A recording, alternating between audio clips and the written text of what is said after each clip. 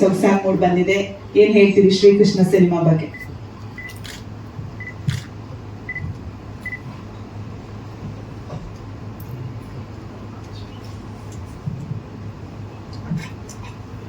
ಎಲ್ಲರಿಗೂ ನಮಸ್ಕಾರ. ಇದು ನನ್ನ 44ನೇ ಸಿನಿಮಾ. ಖುಷಿ ವಿಷಯ ಇದು. ಶ್ರೀಕೃಷ್ಣ ಜಗತ್ತಿನ ಪರಿವರ್ತನೆ ಅನ್ನೋ ವಿಷಯನ ಕೇಳಿದಾಗ ಶ್ರೀಕೃಷ್ಣ ಹೇಳ್ತಾರೆ, ಈ ಪರಿವರ್ತನೆಗಳು ಹೇಗೆ ನಡೀತಾ ಇದೆ ಇವತ್ತಿನ ಸಂದರ್ಭದಲ್ಲಿ ಯೂತ್ಸು ನಾವೆಲ್ಲರೂ ಯಾವ ಥರ ಪರಿಣಾಮ ಅಂದರೆ ಒಂದು ಕೆಟ್ಟದ್ದು ಒಳ್ಳೆಯದು ಜಗತ್ತಿನಲ್ಲಿ ತುಂಬ ನಡೀತಾ ಇದೆ. ಅದರಲ್ಲಿ ಯಾವುದೋ ಒಂದು ವಿಷಯದಲ್ಲಿ ಈ ಹುಡುಗರುಗಳೆಲ್ಲ ಏನೋ ಒಂದು ಮಾಡಿಕೊಂಡು ಒಂದು ವ್ಯವಸ್ಥೆನ ಹೇಗೆ ಚೇಂಜ್ ಮಾಡೋಕ್ಕೆ ಹೊರಡ್ತಾರೆ ಅಂದರೆ ಶ್ರೀಕೃಷ್ಣ ಹೇಳಿರೋ ಮಾತು ಪರಿವರ್ತನೆಯೇ ಜಗತ್ತಿನ ನಿಯಮ ಅಂತಿದೆಯಲ್ಲ, ಆ ವಿಷಯನ ಇದರಲ್ಲಿ ತಿಳಿಸಕ್ಕೆ ಹೊರಡೋದಕ್ಕೋಸ್ಕರ ಶ್ರೀಕೃಷ್ಣ ಪರಮಾತ್ಮ ಆಗಿ ಇವರೆಲ್ಲರೂ ಸೇರಿಕೊಂಡು ಹೇಗೆ ಮುಂದುವರಿತಾ ಇದ್ದಾರೆ ಅನ್ನೋದನ್ನ ಈ ಸಿನಿಮಾದಲ್ಲಿ ಹೇಳಕ್ಕೆ ಇಷ್ಟಪಟ್ಟಿದ್ದಾರೆ. ಒಂದು ಫ್ಯಾಮಿಲಿ ಎಂಟರ್ಟೈನ್ಮೆಂಟ್ ಮೂವಿ. ಹಾಗೆ ಎಲ್ಲ ಹೊಸ ಕಲಾವಿದರು ಇದರಲ್ಲಿ ಮಾಡಿರೋದು. ಜೊತೆಗೆ ಡೈರೆಕ್ಟರ್ ಶಂಕರ್ ಅವರೇ ಇದಕ್ಕೆ ನಿರ್ಮಾಪಕರಾಗಿ, ಜೊತೆಗೆ ನಿರ್ದೇಶಕರಾಗಿ, ಹೀರೋ ಆಗಿ ಎಲ್ಲ ವಿಷಯದಲ್ಲೂ ತನ್ನ ಒಂದು ಅಸ್ತಿತ್ವವನ್ನು ಕಾಪಾಡಿಕೊಂಡು ತುಂಬ ಚೆನ್ನಾಗಿ ಸಿನಿಮಾ ಮಾಡಿದ್ದಾರೆ. ಸಿನಿಮಾದಲ್ಲಿ ಒಟ್ಟು 5 ಹಾಡುಗಳಿದೆ. 5 ಹಾಡುಗಳನ್ನು ಒಂದೊಂದು ಸಿಚುವೇಶನ್ ವೈಸ್ನಲ್ಲೇ ಎಲ್ಲ ಮಾಡ್ಕೊಂಡಿದ್ದೀವಿ. ಸಾಂಗ್ನ ನನ್ನ ಗೆಳೆಯರಾದ ಚಾಣಕ್ಯ ಅವರು ಬರ್ತಿದ್ದಾರೆ, ನಾನು ಬರ್ತೀನಿ, ಹಾಗೆ ಮನೋಜ್ ಸೌಗಂಧ ಅಂತ ಹೇಳಿ ಬರ್ತಿದ್ದಾರೆ. ಸಾಂಗನ್ನ ಸಿಂಗರು ನಮ್ಮ ಇವತ್ತಿನ ಉದೋ ಉದೋ ಎಲ್ಲಮ್ಮ ಸಾಂಗನ್ನು ಸರಾಯಿ ಅವರು ಹಾಡಿದ್ದಾರೆ. ಹಾಗೆ ನಾನು ಅದರಲ್ಲಿ ಹಾಡಿದ್ದೀನಿ. ಗುರುರಾಜ್ ಅಂತ ಹೇಳಿ ಸಿಂಗರ್ ಹಾಡಿದ್ದಾರೆ. ಎಲ್ಲ ಹೊಸ ಕಲಾವಿದರೇ ಹಾಡಿದ್ದಾರೆ. ಎಲ್ಲರೂ ಲಿರಿಕ್ಸ್ ಬರ್ದಿರೋದ್ರಿಂದ ಹಿಡಿದು ಎಲ್ಲರೂ ಹೊಸಬ್ರನ್ನೇ ಇದಾಗಿರೋದು. ತುಂಬ ಖುಷಿ ಇದೆ. ಸಾಂಗ್ಸ್ ಎಲ್ಲ ತುಂಬ ಚೆನ್ನಾಗಿ ಬಂದಿದೆ. ರೀ ರೆಕಾರ್ಡಿಂಗ್ ಕಂಪ್ಲೀಟ್ ಆಗಿ DTS ಕಂಪ್ಲೀಟ್ ಆಗಿದೆ. ಸಿನಿಮಾ ಇನ್ನೇನು ತೆರೆಗೆ ಬರೋಕ್ಕೆ ಸಿದ್ಧ ಆಗಿದ್ದಾರೆ. ಎಲ್ಲ ಟೀಮಿನ ಒಂದು ಹೊಸ ಟೀಮಿನ ಒಂದು ಪ್ರಯೋಗ ನನಗೆ ಖುಷಿಯಾಗಿದೆ. ಯಾಕಂದರೆ ರೀ ರೆಕಾರ್ಡಿಂಗ್ ಮಾಡಬೇಕಾದ್ರೆ ಸಿನಿಮಾದ ಕ್ವಾಲಿಟಿ ಹೇಗಿರುತ್ತೆ ಅನ್ನೋದು ಒಂದು ನನಗೆ ಒಂದು ವರ್ಕ್ ಮಾಡೋಕ್ಕೆ ಖುಷಿ ಆಯಿತು. ಮುಂದಿನದೆಲ್ಲ ಇನ್ನು ನಮ್ಮ ನಿರ್ದೇಶಕರು ಎಲ್ಲರೂ ಹೇಳ್ತಾರೆ ವಿಷಯನ. ಶ್ರೀಕೃಷ್ಣ ಸಿನಿಮಾ ಬಗ್ಗೆ ಹೇಳ್ತೀರಿ? ಎಲ್ರಿಗೂ ನಮಸ್ಕಾರ. ನಾನು ಯಾವುದೇ ಸಮಾರಂಭಗಳಲ್ಲಿ ಮಾತಾಡಿದ್ದೆ ಫಸ್ಟ್ ಟೈಮ್ ಮಾತಾಡ್ತಾ ಇರೋದು. ಏನಾದರೂ ತಪ್ಪಾಗಿ ಮಾತಾಡಿದಲ್ಲಿ ಕ್ಷಮಿಸಿ.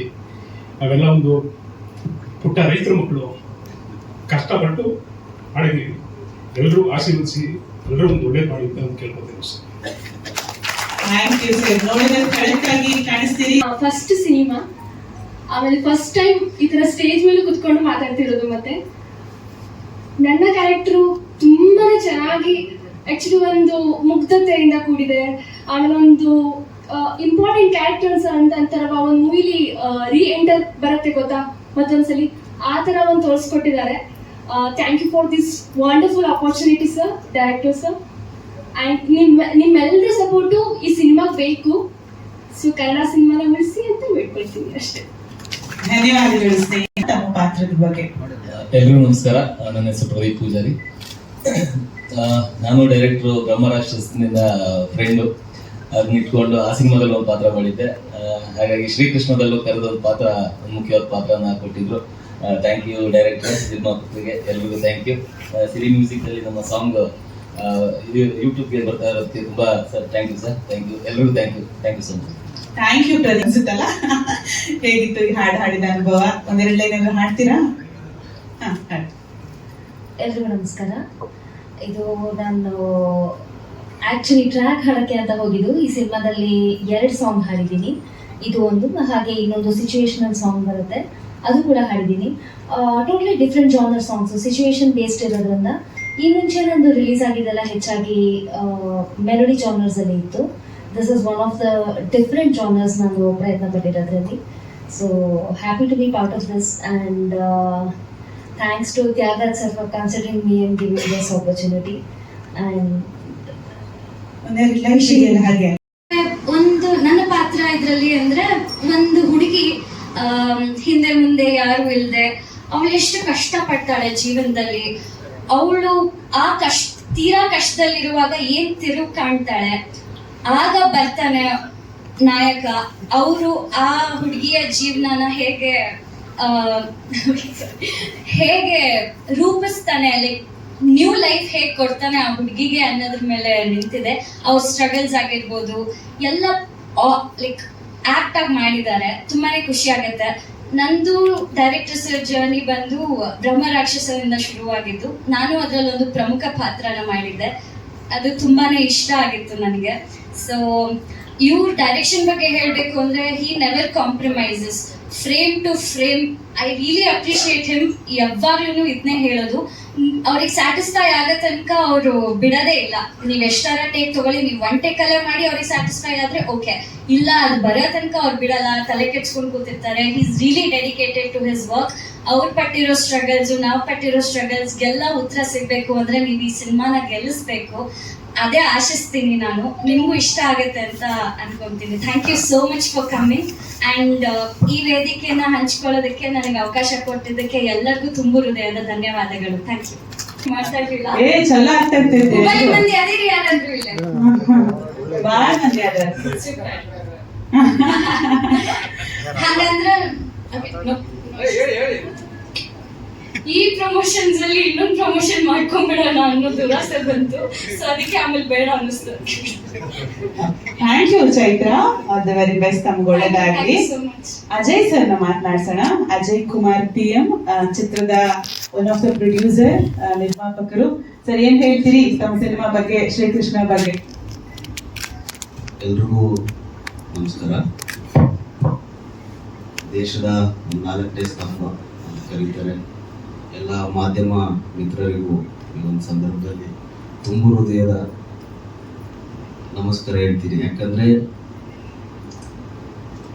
ಕನ್ನಡ ಇಂಡಸ್ಟ್ರಿಯಲ್ಲಿ ನೀವು ನೋಡದೇ ಇರೋಂಥ ಚಿತ್ರಗಳಿಲ್ಲ, ನೀವು ಬೆಳೆಸದೇ ಇರತಕ್ಕಂಥವ್ರು ಯಾರೂ ಇಲ್ಲ. ಸೊ ನಿಮ್ಮ ಮಡ್ಲಿಗೆ ಶ್ರೀಕೃಷ್ಣನ ಒಂದು ಹೊಸ ಒಂದು ಮಗು ಒಂದು ಅಂಬೆಗಾಲು ಇಟ್ಕೊಂಡು ಬಂದಿದೆ. ಈ ಸಿನಿಮಾನೂ ಬೆಳೆಸ್ತೀರಂತ ಆಶಿಸ್ತಾ, ನಂಬಿಕೆಯಿಂದ ನಮ್ಮೆಲ್ರಿಗೂ ಧನ್ಯವಾದಗಳೊಂದಿಗೆ ಚಿತ್ರದ ಬಗ್ಗೆ ಹೇಳಬೇಕು ಅಂದರೆ, ಗೆಳೆಯರು ಮಾತ್ರನೇ, ಗೆಳೆಯರಿಂದ ಗೆಳೆಯರಿಗೋಸ್ಕರ ನಾವೆಲ್ಲ ಗೆಳೆಯರು ಸೇರಿ ಈ ಒಂದು ಪ್ರಯತ್ನದತ್ತ ಸಾಗಿದ್ದೀವಿ ಅಂತ ಹೇಳ್ಕೊಬೋದು. ಯಾಕಂದರೆ ಫುಲ್ಲು ನನಗೆ ಕಾಣಿಸಿದ್ದು ಒಂದು ಸ್ನೇಹ ತುಂಬ ಇದೆ ಇದರಲ್ಲಿ. ಸ್ನೇಹಕ್ಕೋಸ್ಕರ ಯಾವ ಎಕ್ಸ್ಟ್ರೀಮ್ ಲೆವೆಲ್ಗೆ ಹೋಗ್ಬೋದು, ಅದರಲ್ಲೂ ತಾಳ್ಮೆಯಿಂದ. ಶ್ರೀಕೃಷ್ಣನಲ್ಲಿ ನಾವೆಲ್ಲ ನೋಡಬೇಕಾಗಿರೋದೇ ತಾಳ್ಮೆನ. ಯಾಕಂದರೆ ತಾಳ್ಮೆ ಇಲ್ಲಾಂದರೆ ಶ್ರೀಕೃಷ್ಣ ಇಲ್ಲ. ಹಾಗಾಗಿ ತುಂಬ ಚೆನ್ನಾಗಿ ಬಂದಿದೆ, ಅದ್ಭುತವಾಗಿದೆ. ಮ್ಯೂಸಿಕ್ ಮಾತ್ರ ಈ ಇವತ್ತಿನ ಹೀರೋಗಳು ತ್ಯಾಗರಾಜರು ತುಂಬ ಅದ್ಭುತವಾಗಿ ಮ್ಯೂಸಿಕ್ ಮಾಡಿದ್ದಾರೆ. ಹಾಗೆ ಹೀರೋಯಿನ್ ಮೇಡಮ್ ಅವರು ಕೂಡ ತುಂಬ ಚೆನ್ನಾಗಿ ಒಂದು ಪಾತ್ರನ ಅದ್ಭುತವಾಗಿ ಮಾಡಿದ್ದಾರೆ. ಈ ಸಿನಿಮಾದಲ್ಲಿ ಪ್ರತಿಯೊಬ್ಬರು, ನಮ್ಮ ಪ್ರಕಾಶ್ ಆಗಲಿ, ಪ್ರತಿಯೊಬ್ಬರು ಹೆಸರು ಬೇಡ, ನಮ್ಮ ಕೈ ಹಿಡಿಯುತ್ತಂತ. ಸೊ ಎಲ್ಲರೂ ತುಂಬ ಚೆನ್ನಾಗಿ ಅಭಿನಯ ಮಾಡಿದ್ದಾರೆ. ಮಾಧ್ಯಮ ಮಿತ್ರರಲ್ಲಿ ಮತ್ತೊಮ್ಮೆ ಕೇಳ್ಕೊಳ್ತೀನಿ, ಎಲ್ಲರೂ ಬೆಳೆಸ್ತಾ ಇದ್ದೀರಾ ಚೆನ್ನಾಗಿ. ನಮ್ಮ ಒಂದು ಚಿತ್ರತಂಡವನ್ನು ಬೆಳೆಸ್ತೀರಾ ಅಂತೇಳಿ ಮತ್ತೊಮ್ಮೆ ಈ ಸಂದರ್ಭದಲ್ಲಿ ತಮ್ಮೆಲ್ಲರಿಗೂ ಧನ್ಯವಾದಗಳು. ಮತ್ತು ಇನ್ನೊಂದು ಹೇಳ್ಬೇಕಂತ ಇಷ್ಟಪಡ್ತೀನಿ, ನಿರ್ಮಾಪಕರು ಅಂದಿದ ತಕ್ಷಣ ನನಗೆ ಒಂಥರ ಯಾಕಂದ್ರೆ 22 ವರ್ಷದ ಹಿಂದೆ 2004 ನಮ್ಮ ಅಪ್ಪ ಅಮ್ಮ, ಅದಕ್ಕೆ ಮೂಲಕ ನಮಗೆ ಬ್ಯಾಕ್ ಬೋನ್ ನಿಂತ್ಕೊಂಡಿರೋ ನಮ್ಮ ಅಜಯ್ ಸರ್, ಆಮೇಲೆ ನಮ್ಮ MS ತ್ಯಾಗರಾಜ್ ಸರ್, ನಮ್ಮ ಚಾಣೋಣ ಅಂತ ಇದ್ದಾರೆ. ಮೇನ್ ಆಗಿ ನಮ್ಮ ತ್ಯಾಗಣ್ಣವರಪ್ಪ ಬಂದು ಮೋಹನ್ ಸರ್ ಅವರು, ಅಮ್ಮವ್ರು ಬಂದು ನನಗೆ ತುಂಬ ಬ್ಯಾಕ್ ಬೋನ್ ಆಗಿ ತುಂಬ ಸಪೋರ್ಟ್ ಮಾಡಿದರೆ. ತುಂಬ ನರ್ವಸ್ ಆಗ್ತಾ ಇದ್ದೀನಿ. ಆರಾಮಾಗಿ ಮಾತಾಡಿ, ಸ್ವಲ್ಪ ಹಿಂದೆ ರೆಸ್ಟ್ ಮಾಡಿ. ಆರಾಮಾಗಿ ಮಾತಾಡಿ. ನೀವು ಬಗ್ಗಿದ್ರೆ ಕ್ಯಾಮ್ರಾದವರಿಗೆ ಮೂಮೆಂಟ್ ಕಷ್ಟ ಆಗುತ್ತೆ.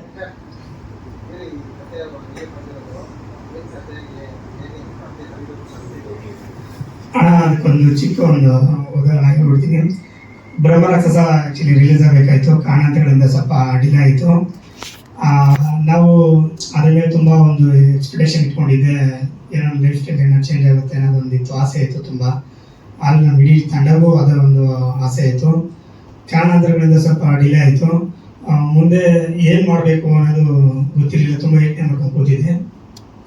ಆ ಟೈಮಲ್ಲಿ ಏನೋ ಒಂದು ಪಾಯಿಂಟ್ ಆಫಲ್ಲಿ ಒಂದು ವಿಷಯದಲ್ಲಿ ಶ್ರೀಕೃಷ್ಣನ ಬಗ್ಗೆ ಒಂದು ಥಾಟ್ ಬಂತು.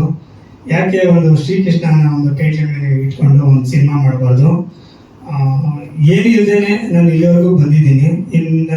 ನನ್ನ ಮನಸ್ಸಲ್ಲಿ ಏನು ಒಂದು ಥಾಟ್ ಕೊಟ್ಟಿದ್ದಾನೆ ಭಗವಂತ, ಅದ್ರ ಮುಖಾಂತರ ಒಂದು ಸಿನಿಮಾನ ಶುರು ಮಾಡೋಣ ಅಂದಾಗ ನನ್ನ ಇಡೀ ಸಿನಿಮಾ ತಂಡ ಬ್ರಹ್ಮ ರಾಕ್ಷಸದಲ್ಲಿ ಏನು ಟೆಕ್ನಿಷಿಯನ್ ಆಗಿ ಎಲ್ಲ ಕೆಲಸ ಮಾಡಿದಾರೋ ಅವರೆಲ್ಲರೂ ಕೂಡ ಇಲ್ಲಿ ಇನ್ಕ್ಲೂಡಿಂಗ್ ಕೆಲಸ ಮಾಡಿದ್ದಾರೆ.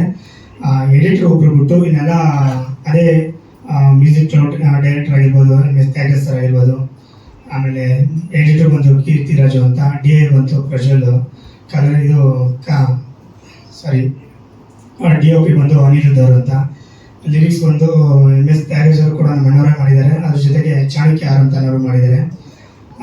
ಆಮೇಲೆ ತಿರ್ಗಾ ಅದೇ ಸಿನಿಮಾದಲ್ಲಿ ಆ್ಯಕ್ಟ್ ಮಾಡಿದಾರಂತ ಪ್ರದೀಪ್ ಪೂಜಾರಿ ಸರ್, ಆಮೇಲೆ ನಮ್ಮ ಚೈತ್ರ ತೋಟದ ಮೇಡಮ್ ಅವರು ಆ ಸಿನಿಮಾದಲ್ಲಿ ಸೆಕೆಂಡ್ ಲೀಡರ್ ಮಾಡಿದ್ರು. ಈ ಸಿನಿಮಾಗೆ ನಾನು ಅವ್ರನ್ನ ಆಯ್ಕೆ ಮಾಡಿಕೊಂಡೆ. ಕತೆಗೆ ಪೂರ್ವಕವಾಗಿತ್ತು, ಮಾಡಿಕೊಂಡೆ. ಅದಾದ್ಮೇಲೆ ಈಶ್ವರ್ ಶೆಟ್ಟಿ, ಆಮೇಲೆ ಕಳಶೇಗೌಡರು ಅಂತಿದ್ದಾರೆ, ಸಿದ್ದು, ಆಮೇಲೆ ಸೂರ್ಯಪ್ರಕಾಶ್ ಅವರು.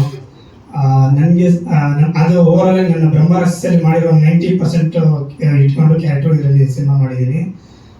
ಅದೇ ಅಣ್ಣ ಹೇಳಿದೆ ಸರ್, ನೀವು ಹೇಳ್ದಂಗೆ ಈ ಸಿನಿಮಾ ಮಾಡೋಕ್ಕೆ ಕಾರಣ ಆ ಒಂದು ಅಂದರೆ ವಾಟ್ ನೆಕ್ಸ್ಟ್, ಅಂದರೆ ನಮಗೆ ನೆಕ್ಸ್ಟ್ ಪ್ಲ್ಯಾನ್ ಏನನ್ನೋದು ಗೊತ್ತಿರಲಿಲ್ಲ. ಯಾಕಂದರೆ ನಾವೆಲ್ಲರೂ ಒಂದು ಇಂಡಸ್ಟ್ರಿ ಬರ್ಕೊಂಡು ಪ್ರೂವ್ ಮಾಡಬೇಕು.